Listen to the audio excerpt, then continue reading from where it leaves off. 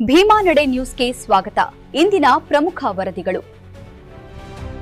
ಕನ್ನಡ ಮನಗಳಿಗೆ ನಗು ಹಂಚುತ್ತಿದ್ದ ಮತ್ತೊಂದು ನಕ್ಷತ್ರ ಇಂದು ಮೌನವಾಗಿದೆ. ಸ್ಯಾಂಡಲ್ವುಡ್ ನಟ ದಿಲೀಪ್ ರಾಜ್ ಅವರ ಅಗಲಿಕೆಯ ಸುದ್ದಿ ಕೇಳಿ ಅಭಿಮಾನಿಗಳ ಹೃದಯ ಭಾರವಾಗಿದೆ.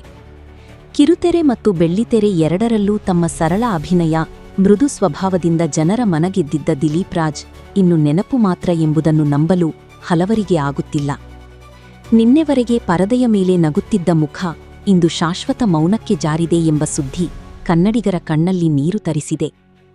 ಹಿಟ್ಲರ್ ಕಲ್ಯಾಣ ಧಾರಾವಾಹಿಯಲ್ಲಿ ಮನೆಮಾತಾಗಿದ್ದ ಅವರು ಅನೇಕ ಸಿನಿಮಾಗಳಲ್ಲಿ ವಿಭಿನ್ನ ಪಾತ್ರಗಳ ಮೂಲಕ ತಮ್ಮದೇ ಆದ ಗುರುತು ಮೂಡಿಸಿದ್ದರು.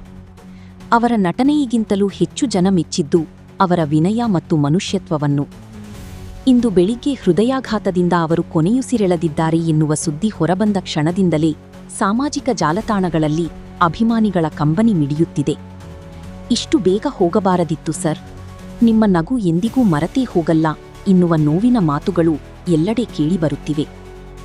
ಜೀವನ ಎಷ್ಟು ಅನಿಶ್ಚಿತ ಎಂಬುದನ್ನು ಮತ್ತೊಮ್ಮೆ ಈ ಘಟನೆ ನೆನಪಿಸಿದೆ. ನಗಿಸುತ್ತಿದ್ದ ಕಲಾವಿದ ಇಂದು ಸಾವಿರಾರು ಜನರನ್ನು ಅಳಿಸುತ್ತಿದ್ದಾರೆ. ದಿಲೀಪ್ ರಾಜ್ ಆತ್ಮಕ್ಕೆ ಶಾಂತಿ ಸಿಗಲಿ. ಅವರ ನೆನಪುಗಳು ಸದಾ ಕನ್ನಡಿಗರ ಹೃದಯದಲ್ಲಿ ಜೀವಂತವಾಗಿರುತ್ತವೆ. ಇನ್ನಷ್ಟು ಸುದ್ದಿಗಳಿಗಾಗಿ ತಮ್ಮ ಭೀಮಾ ನಡೆ ಚಾನೆಲ್ನ ಸಬ್ಸ್ಕ್ರೈಬ್ ಮಾಡಿ, ಲೈಕ್ ಮಾಡಿ, ಶೇರ್ ಮಾಡಿ. ಧನ್ಯವಾದಗಳು.